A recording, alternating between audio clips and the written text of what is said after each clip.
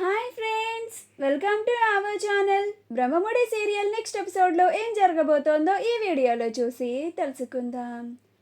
రాజ్ తీసుకొచ్చిన డ్రెస్ని వేసుకున్న కావ్య అసలేం జరిగింది అని తెలుసుకోవడానికి ఈ వీడియోని స్కిప్ చేయకుండా ఎండ్ వరకు చూసేయండి. రుద్రాని ఎలాగైనా సరే కావ్య పెళ్లి ఫోటోని రాజ్కి చూయించి రాజ్ని దుగ్గిరాల నిలయంకి రానివ్వకుండా చేయాలి అని మొత్తం ప్లాన్ చేసి రాజ్ని తన గదికి తీసుకొస్తుంది.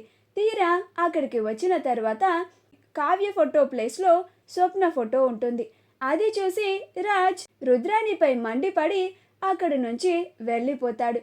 అప్పుడు రుద్రాణి, ఇదేంటి రాజ్ ఆ కావ్యని తిడతాడనుకుంటే నన్ను తిట్టాడేంటి, అసలు ఆ ఫోటో ఏది అని తన గదిలోకి వచ్చి చెక్ చేస్తుంది.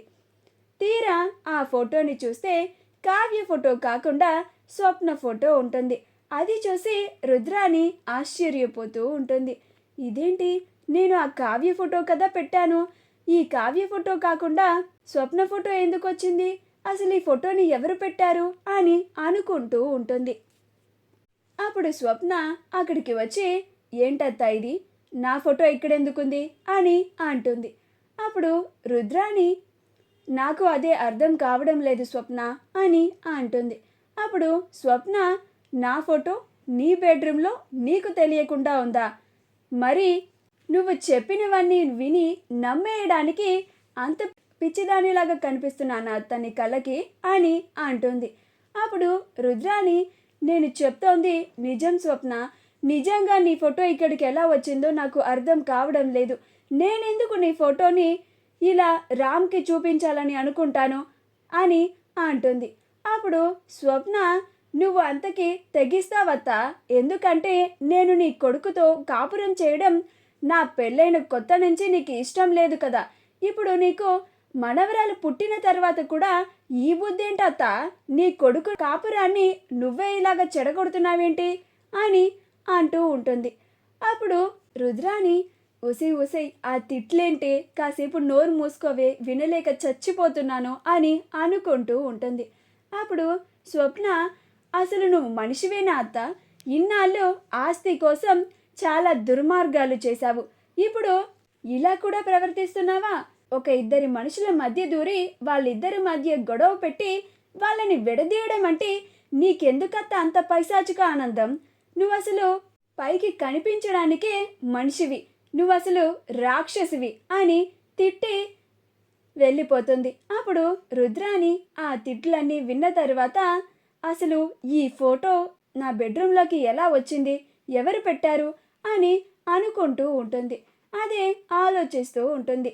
స్వప్న బయటికి వెళ్ళిన తర్వాత, అత్త, నా చెల్లి సంతోషంగా ఉండడం నీకు అస్సలు నచ్చదు కదా, అందుకే కదా ఇలాగ కళ్ళల్లో నిప్పులు పోసుకుంటున్నావు, అందుకే కదా రామ్ మళ్ళీ ఇంటికి రాకుండా కావ్యకి పెళ్ళైపోయింది అన్నట్లుగా చెప్పి ఇలా వాళ్ళిద్దరి మధ్య గొడవలు పెట్టడానికి ప్రయత్నిస్తున్నావు, అందుకే నీకు ఇలా నీ ప్లాన్ నీకే తిప్పికొట్టేలాగా ఇలా చేశాను అని అనుకొని వెళ్ళిపోతుంది. రాజ్ చాలా చిరాకుగా కిందకి హాల్లోకి వెళ్తాడు. అప్పుడు అపర్ణ ఇందిరాదేవులు రాజ్ని చూసి, ఇదేంటి, ఇందాక నేను వెళ్తాను అని చాలా హుషారుగా వెళ్ళినోడు ఇలా డీలా పడిపోయి చాలా చిరాగ్గా వస్తున్నాడేంటి అని అనుకొని, అప్పుడు అపర్ణ, ఏంటి నాన్న, ఏమైంది, అంత చిరాగ్గా ఉన్నావు, ఆ రుద్రాని ఏమన్నా అందా నిన్ను అని అంటుంది.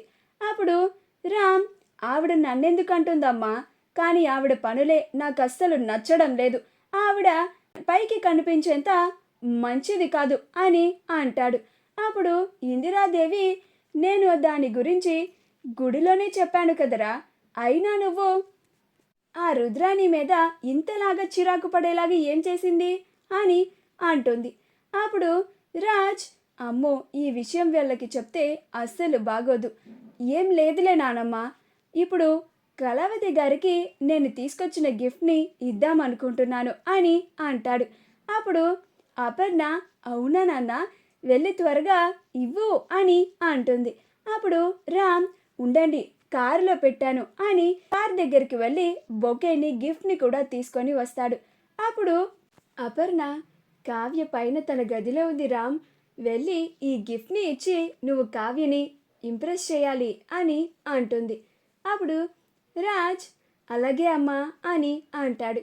అప్పుడు ఇందిరాదేవి ఆల్ ది బెస్ట్ రా మనవడా అని అంటుంది. అప్పుడు రాజ్ థ్యాంక్స్ నానమ్మా అని కావ్య గదిలోకి వెళ్తాడు. అప్పుడు కావ్య తన గదిలో నుంచి రాజ్ని చూసి ఇదేంటి ఇలా సరాసరి ఈయన గదిలోకి వచ్చేస్తున్నారు అని అనుకొని సిగ్గుపడిపోతూ ఉంటుంది. అప్పుడు రామ్ కావ్య దగ్గరికి వచ్చి కళావతి గారు అని అంటాడు.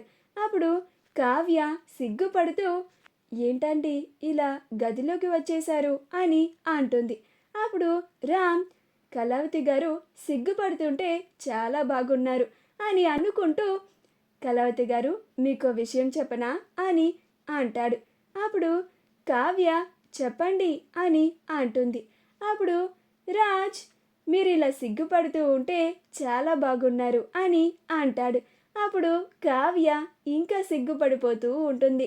అవును, మీరేంటి ఇలా సరాసరి గదిలోకి వచ్చేశారు, ఎవరైనా చూస్తే బాగోదు అని అంటుంది. అప్పుడు రాజ్ నేను మీకోసం గిఫ్ట్ తీసుకొచ్చాను కళావతి గారు, అది ఇద్దామని వచ్చాను అని అంటాడు. అప్పుడు కావ్య గిఫ్టా అని అంటుంది. అప్పుడు రాజ్ అవునండి ఇదిగోండి తీసుకోండి మీకోసమే అని బొకేని గిఫ్ట్ని కూడా ఇస్తాడు.